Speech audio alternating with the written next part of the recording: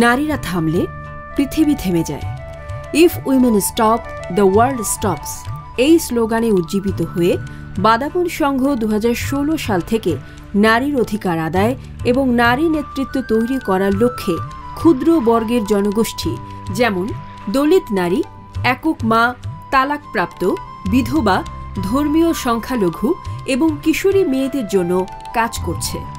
প্রতিষ্ঠানটি অলাভজনক এবং অরাজনৈতিক মতাদর্শ দ্বারা পরিচালিত।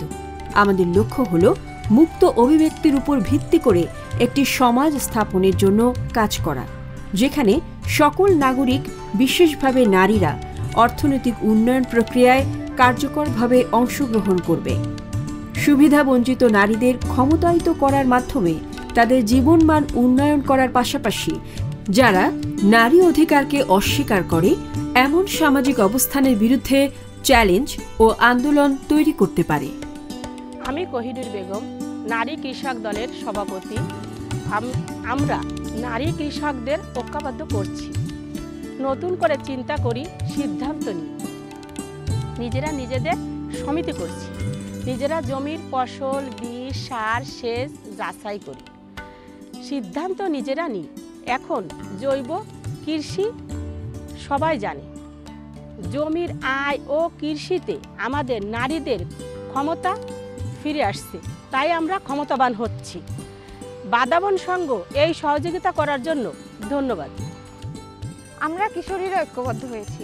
ভবিষ্যতে প্রতিরোধ, প্রতিবাদ ও পরিবর্তনে আমরা কাজ করব। সহিংসতা, নির্যাতন, বাল্যবিবাহ বন্ধে আমরা কাজ করছি। যৌন হয়রানি, ইফটিজিং, অনলাইন হয়রানি এগুলো বন্ধে আমরা তাদেরকে কাছে আসছি এবং তাদের পাশে থাকব। সবাইকে নিয়ে একসাথে ভাবা, কথা বলা, কাজ করা এগুলো আমরা শিখছি। আমরা জানি ভবিষ্যৎ আরও কঠিন হবে, তাই আমরা আমাদের দলকে আরও শক্তিশালী হিসেবে গড়ে তুলছি। বাদাবন সংঘ আমাদের সাপোর্ট করে। আমরা তাদেরকে আমাদের সংগ্রামে কাছে পাব। রামপাল তাপবিদ্যুৎ কেন্দ্র এবং আরও কিছু উন্নয়ন প্রকল্প শুরুর সময়ে ভূমি হারানো পরিবার, নারীদের উদ্যোগে এবং স্থানীয় মানুষদের আগ্রহে বাদাবন সংঘের যাত্রা শুরু হয়। তখন গ্রামীণ নারী, নারী জেলে এবং দলিত সম্প্রদায়ের নারীরা নিজেদের পানি সংগ্রহ করতে এসে তাদের বিভিন্ন সমস্যা নিয়ে কথা বলতে শুরু করে। তখন তারা এসব সমাধানের জন্য দলে দলে জড়ো হয়ে সংগঠিত হয়েছিল।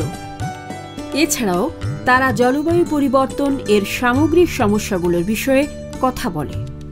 মাটিতে লবণাক্ততা, ফলে খাবার পানির সংকট, প্রাকৃতিক দুর্যোগ বৃদ্ধি এবং বাণিজ্যিক চিংড়ি চাষ এসব সমস্যা এবং চ্যালেঞ্জ এসব গ্রুপের সদস্যরা তুলে এনেছিল। এসবের সাথে সরকারি, বেসরকারি আরও নানা ভোগান্তির সৃষ্টি হয়েছিল। ফলে বেশ কতগুলো সমাবেশ, সভা এবং পরিকল্পনার মাধ্যমে নারী দল গঠিত হয় এবং যা পরবর্তীতে এই সংগঠনটি গঠন করে। সুন্দরবনের আদি নাম বাদাবন, আর এর কাছাকাছি বসবাসকারী নারীরা ঐক্যবদ্ধ হয়েছিল, তাই এই প্রতিষ্ঠানের নাম বাদাবন সংঘ।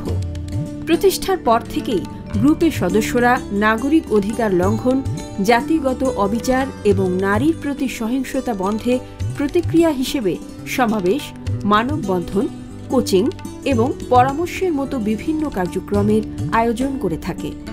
এছাড়াও অবৈধভাবে ভূমি অধিগ্রহণ, জলবায়ু ঝুঁকি মোকাবেলা এবং নারী বান্ধব সামাজিক মুক্ত চিন্তাকে প্রাধান্য দিয়ে বাদাবন সংঘ কাজ করে যাচ্ছে। এ সকল কর্মকাণ্ড সফল করার জন্য নতুন নানা কর্মসূচি যুক্ত হচ্ছে, আর এ কর্মসূচি বাস্তবায়নে আমাদের প্রতিষ্ঠানের প্রতিটি সদস্য নিরলস পরিশ্রম করে যাচ্ছে।